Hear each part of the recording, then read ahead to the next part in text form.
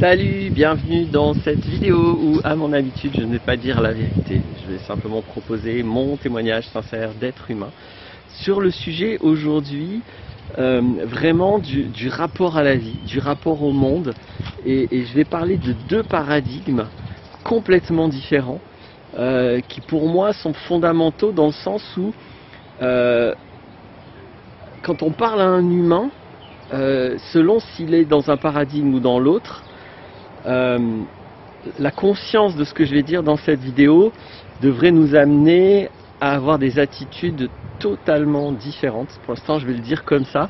Mais au fur et à mesure que je décris le phénomène, j'espère que ce sera plus clair ce que tu choisiras d'avoir comme comportement. Et surtout, toi, à quel paradigme pour l'instant tu appartiens? Et est-ce que ça te convient d'appartenir à ce paradigme? Parce que ça peut être inconscient. Donc, ça peut être quelque chose auquel on n'a jamais pensé. C'est tellement fondamental. Comme je le disais, ce dont j'ai parlé, c'est vraiment le rapport de base au monde, au réel. C'est-à-dire qu'est-ce qui est vrai, qu'est-ce qui n'est pas vrai, qu'est-ce qui est réel, c'est quoi la réalité, c'est quoi la vérité. Donc on est dans un monde et on interagit avec ce monde. Et avec quoi on interagit. Et en fait, le avec quoi on interagit va être complètement conditionné par donc le paradigme qu'on porte. Et si on ne se rend pas compte, on va être très orienté soit dans cette direction, soit dans la direction à peu près opposée. Il n'y a pas vraiment d'opposition, mais en tout cas, c'est des directions qui ne sont pas compatibles, qui ne fonctionnent pas du tout ensemble, qui ne peuvent pas fonctionner ensemble. Limite, il devrait y avoir des communautés d'humains qui fonctionnent dans un paradigme et dans l'autre. Sans jugement de valeur, mais c'est tellement une fracture de quelle est la vie, quel est le monde, quel est le réel, ce dont je vais parler. C'est pour ça que je vais en parler, parce que ça me semble vraiment hyper fondamental, hyper important. Mais c'est tellement différent, et les conséquences sont tellement différentes, que, bon, là peut-être j'exagère en disant qu'il faudrait des communautés, je sais pas. Mais en tout cas, c'est très conséquent. Ça a beaucoup d'effets, beaucoup de conséquences. Alors peut-être je dis quelques mots sur la notion de paradigme aussi, parce que c'est une notion hyper importante, c'est la notion de paradigme, et je trouve qu'elle est peu consciente, et ça participe au manque de conscience de toute la suite dont je vais parler, sur la vérité, le réel, etc. Un paradigme, je pourrais dire, c'est vraiment une prison mentale.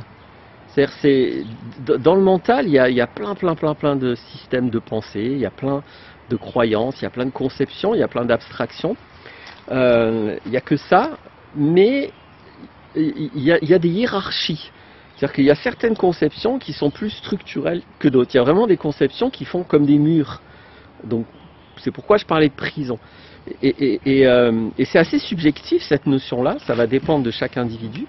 Mais en tout cas, l'effet, par contre, il n'est pas subjectif. L'effet est très concret dans l'expérience de vie d'un humain, aussi bien dans ce que l'individu interprète de son vécu, ou de ce qu'il entend, ou de ce qu'il lit, que dans ce qu'il émet, en parole, en acte, en décision, etc. C'est ce qui va faire que je me permets de parler de prison, parce que la vie entière de la personne va être complètement prise dans certaines pensées. Il y a certaines pensées qui font des murs, qui font des orientations, qui font des rails dont on ne peut pas sortir. Le train, il ne peut pas décider de sortir des rails. Il a des rails, il reste sur les rails, c'est la structure du train. Notre système de pensée a des rails, et il y a certaines pensées qui font rails. Voilà, je ne sais pas si c'est assez clair dit comme ça. Et donc un paradigme, c'est un ensemble de concepts tellement fondamentaux, tellement profonds, et qui supportent tellement de concepts fils et filles, qui sont tellement au sommet d'une hiérarchie ou au fond d'un support, qui vont faire rail, qui vont faire structure. Donc un paradigme, c'est ça, c'est juste une façon de penser, mais c'est pas juste une idée de surface, c'est quelque chose qui est tellement profond qu'elle va orienter à peu près toutes les autres pensées de l'humain. Et donc une des choses qui vont faire qu'un concept est un paradigme ou qui n'est pas un paradigme, encore qu'un paradigme c'est pas un concept, c'est un ensemble, mais on va dire plutôt une des choses qui va faire qu'un concept porte un paradigme ou pas, c'est le sujet évoqué. Et c'est sûr que si le sujet c'est le réel, qui est un sujet hyper vaste, on n'est pas en train de parler d'une fourmi ou d'un arbre ou d'une voiture, on est en train de parler de toute la réalité. Donc forcément mes croyances à propos de toute la réalité vont être un support fondamental, un support structurel. Et donc j'en viens à ce que je voulais dire. Mon cadre était long mais c'était important. Les deux paradigmes que je vois complètement différents. Alors il y a un paradigme qui va poser qu'il y a une seule réalité et plein d'interprétations humaines, et pas que humaines, mais plein d'interprétations humaines, restons-en là, de cette unique réalité. Et il y a un autre paradigme qui va considérer qu'il y a plusieurs réalités, ou plusieurs vérités. Alors après, au niveau de la sémantique, chacun va avoir ses concepts. À vous d'identifier dans lequel des deux paradigmes on est, selon les définitions et les termes utilisés par la personne à qui vous parlez. Ça serait presque important d'essayer d'identifier avant de parler à quelqu'un dans lequel des deux paradigmes il est. J'avoue, je fais pas ça, mais je pense que ça pourrait être très utile, parce qu'il y a des conversations qui vont pas mener très loin selon si on est dans le même paradigme ou pas sur cette question. Donc j'insiste, je redis, certaines personnes vont concevoir qu'il n'y a qu'une seule réalité et plusieurs interprétations de cette réalité. En fait, au moment où je parle, je suis en train de me dire qu'il y a trois paradigmes. Je vais rajouter un troisième. Mais il y a des personnes qui vont considérer qu'il n'y a qu'une seule réalité et plein d'interprétations humaines, et d'autres personnes qui vont considérer qu'il y a plein de réalités, qu'il y a plein de vérités. Et en fait, le troisième paradigme, je l'avais éludé parce que par contre, il me semble totalement toxique. C'est les personnes qui considèrent qu'il n'y a qu'une seule réalité et qu'une seule interprétation, évidemment la leur. Donc ça, c'est ce qu'on appelle le sectarisme. C'est un mode de pensée tyrannique, ultra toxique. Donc là, ça se repère très vite, hein, les gens qui pensent comme ça, il n'y a pas d'interaction possible, à part d'être dominé par leur pensée. Donc hein. Là, on est vraiment dans la tyrannie. Donc bon, j'élude ce paradigme hyper toxique de il y a une seule réalité et c'est moi qui la connais. On va rester dans on va dire des paradigmes raisonnables. Donc soit il y a une seule réalité et plein d'interprétations, soit il y a plein de réalités. Et donc, pourquoi c'est si important? C'est si important parce que dans le crâne, dans le mode de pensée, dans les réactions, dans les décisions, dans les émotions d'une personne qui considère qu'il y a plein de réalités, non, j'ai mal formulé ma phrase. Je vais juste dire, pour une telle personne, le monde n'est pas le même.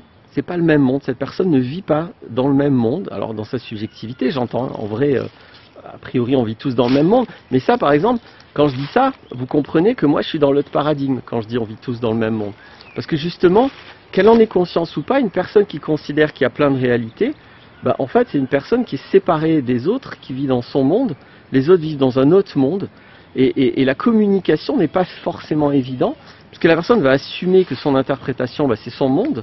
Il y aura beaucoup plus de difficultés à considérer que ben, c'est qu'une interprétation, c'est pas la vérité, c'est pas une vérité. Toutes ces phrases hein, qui vont dire chacun sa vérité, chacun sa réalité, etc. Les conséquences de cette phrase, je vais faire attention dans mon discours à pas juger ce paradigme. Hein. Vous comprenez que c'est pas le mien, c'est pas celui dans lequel je pense.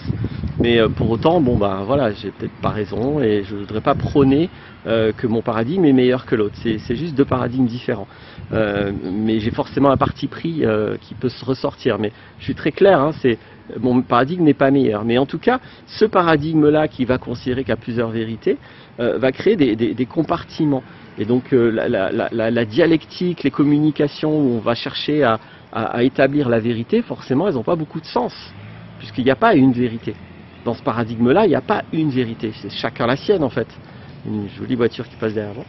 C'est chacun sa vérité, c'est chacun son monde, chacun sa réalité. Donc à quoi bon en parler? On peut en parler un peu, mais de toute façon, il y aura toujours cet argument massu final qui diront, bon bah toi chacun son monde, quoi, chacun sa vérité, toi tu penses ça, moi je pense ça. Et il n'y a absolument pas moyen de nous rejoindre, puisque au fond, il y a l'a priori que ben, on ne vit pas dans le même monde. Voilà, c'est comme si je discutais avec un Russe de la politique, mais moi je suis français, et donc si je comprends pas que je suis en train de parler de la politique française à quelqu'un qui lui vit dans la politique russe, si je comprends pas ça, comprenez que la conversation va pas aller très loin, parce qu'en fait on vit pas dans le même monde, on parle pas de la même chose. On parle, lui, de la politique russe, moi de la politique française. C'est pas les mêmes humains, c'est pas la même organisation, etc., etc. Donc c'est un peu cette logique qui va se passer quand vous discutez de n'importe quoi, d'un papillon, de vos émotions, de n'importe quoi, avec quelqu'un qui pense qu'il y a plusieurs vérités. et bien sûr avec qui, pour le coup, vous n'êtes pas d'accord. Donc il va y avoir ce mode enfin, il va y avoir ce genre de conséquences. À vous de voir ce que vous en faites, à vous de voir comment vous gérez. J'ai pas envie là de dire oui, il faut faire ci, il faut faire ça, il faut considérer, pas considérer. Je décris juste les phénomènes. Une fois que tu es conscient du phénomène, après tu es grand, tu t'en fais ce que tu en veux. Mais une chose est sûre, c'est qu'il va y avoir cet obstacle, il va y avoir ces conséquences à la communication quand on communique avec quelqu'un pour qui il y a plein de vérités. A l'inverse, quand on communique avec quelqu'un qui est dans un paradigme où il n'y a qu'une seule réalité, par exemple, c'est le paradigme de la sémantique générale. Même si peut-être certains humains, forcément, ne seront pas d'accord avec ce que je viens de dire, mais dans la sémantique générale, qui est quelque chose posé par Korzybski, il y a chacun sa carte du monde, mais il n'y a qu'un monde. On a tous notre carte du territoire, c'est-à-dire toute notre façon de penser, mais les territoires, il n'y en a qu'un, il n'y a pas plusieurs territoires. C'est juste que chaque carte est incomplète et va décrire de manière insatisfaisante le territoire, mais pour autant de manière utile. Quand je dis insatisfaisante, en tout cas de manière non fidèle. Aucune carte n'est fidèle au territoire, mais chaque carte a une utilité particulière. Voilà. Et c'est pareil avec notre carte du monde. On a tous une carte du réel, de la vérité absolue. Dans ce paradigme-là, il y en a une. Il y a une vérité absolue, il y a une réalité absolue. C'est juste que les humains n'y ont pas accès.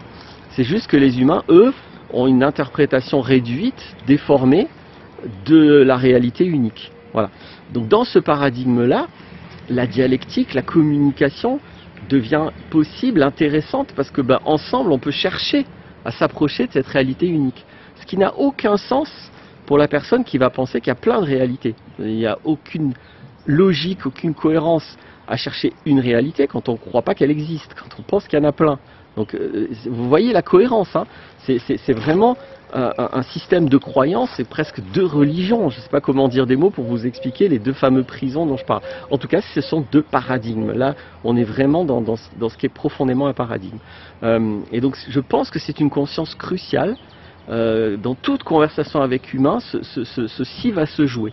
À chaque fois, on va parler du réel, que ce soit le réel extérieur, que ce soit le réel intérieur, on va toujours parler du réel. Mais si ce réel, il est absolu ou s'il est multiple, ça change absolument tout. Mais absolument tout. Il n'y a aucune émotion, aucune pensée, aucun raisonnement, aucune décision. Il n'y a rien qui va être pareil à partir du moment où je pense qu'il y a une réalité absolue, avec plein d'interprétations, ou que je pense qu'il y a plein de vérités, plein de réalités. J'espère que j'ai réussi à être clair. Le sujet étant vraiment très structurel, je ne sais pas si j'ai réussi, mais si j'ai pas réussi, tu me poses des questions. On avance dans les commentaires, c'est le but. Les commentaires sont là pour continuer en fait la vidéo. Là, la vidéo, c'est moi qui parle tout seul, donc pour interagir et pour continuer le sujet, si le sujet t'intéresse, selon quel paradigme tu es. On peut continuer. Alors peut-être ça va simplement aussi cette vidéo t'intéresser à identifier toi comment tu penses à la base, et est-ce qu'il n'y a qu'une seule réalité dans ton système de pensée ou est-ce qu'il y en a plein? Voilà, c'est une question qui au moins se pose. Après chacun aura sa réponse. À bientôt pour d'autres vidéos.